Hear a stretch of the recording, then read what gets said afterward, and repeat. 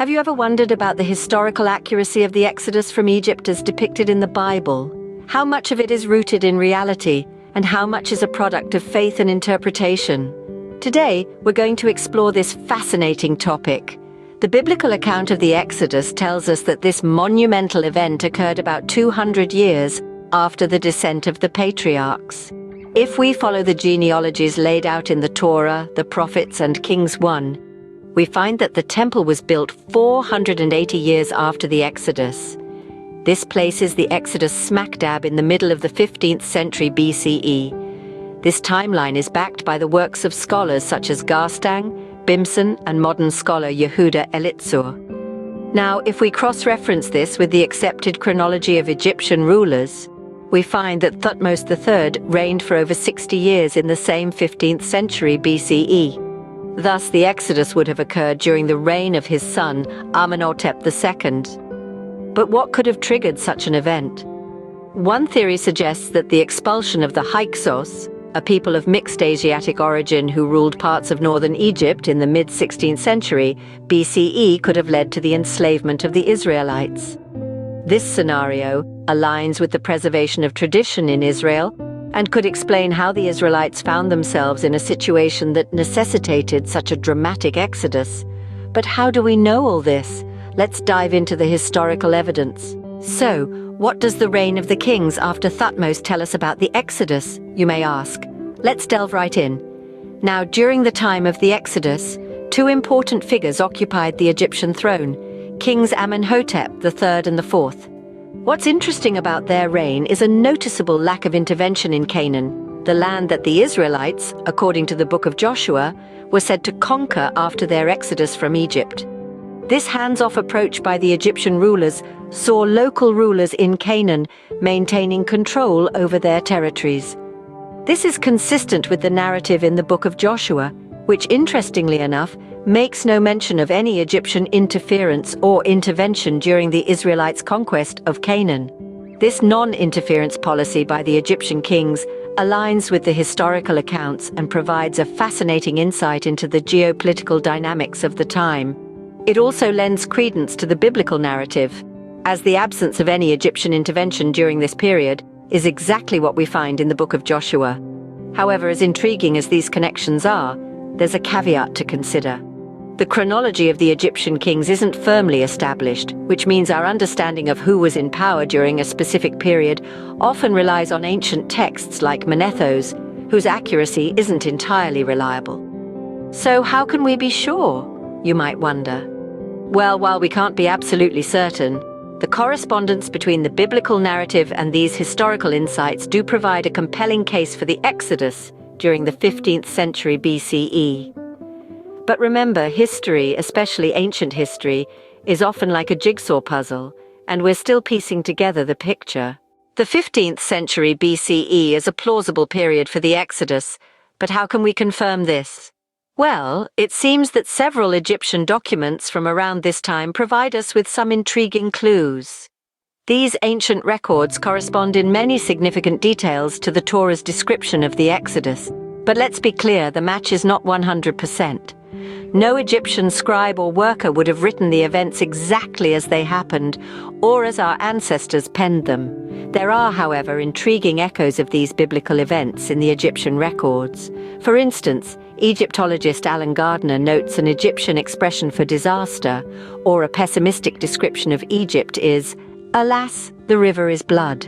This phrase might sound familiar to those who know the story of the Exodus, as it mirrors one of the 10 plagues where the Nile waters turned to blood. This correlation suggests that the Egyptians themselves may have recorded this extraordinary event, albeit in their own words and from their own perspective. Moreover, the Armitage Papyrus, a document from the same period, tells of a land utterly perished, where the sun is hidden and does not shine, and the Nile is dry.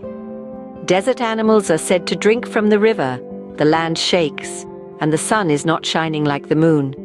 These descriptions potentially echo the plagues of darkness and locusts, further hinting at the possible historical reality of the Exodus narrative. So while these documents don't provide us with a perfect match to the biblical account, they do offer tantalizing hints that the Exodus story may have a basis in historical events. And as we continue to delve into these ancient records, we might just uncover more evidence to support this hypothesis. What else do these documents reveal about the events of the Exodus? Well, stay tuned as we explore more in the next scene. Several Egyptian sources provide potential echoes of the biblical plagues. What do they say?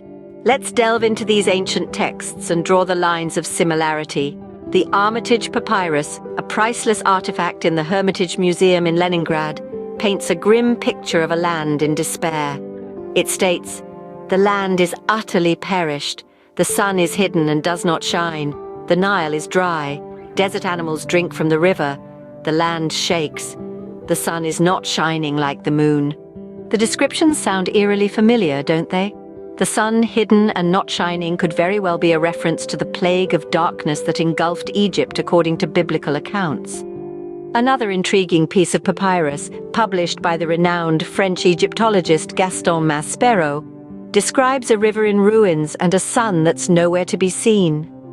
Could this be another echo of the biblical plagues, specifically the turning of the Nile to blood and the plague of darkness? Then we have the myth of the divine kings, a tale that's arguably as old as Egypt itself. It tells of a world shrouded in darkness, where no man or god saw the face of his fellow for 8 days. With such a striking similarity to the biblical account of the plague of darkness, it's hard not to draw a connection. These ancient texts, while not a perfect match, do bear significant resemblances to the biblical accounts of the plagues. There's no denying that the plagues of darkness and locusts left a deep impression on the land and its people. As we sift through the sands of time, these echoes reverberate, hinting at a shared history that's as fascinating as it is mysterious.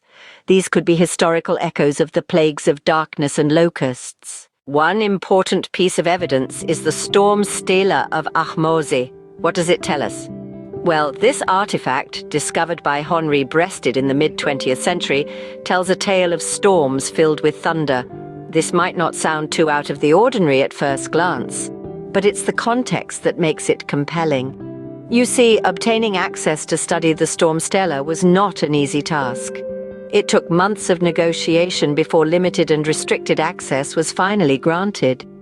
It's as if the Egyptians are walking on eggshells, being extremely cautious about anything that could be connected to the historical fears related to the Israelites.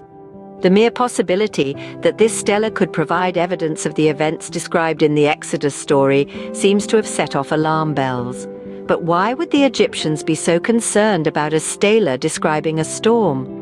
Could it be that this storm was no ordinary weather event, but something much more significant? Could it be a historical echo of the events described in the book of Exodus, where it is documented that a series of plagues were unleashed upon Egypt, one of which was a storm of hail and fire? The storm Stela of Ahmose doesn't provide definitive answers.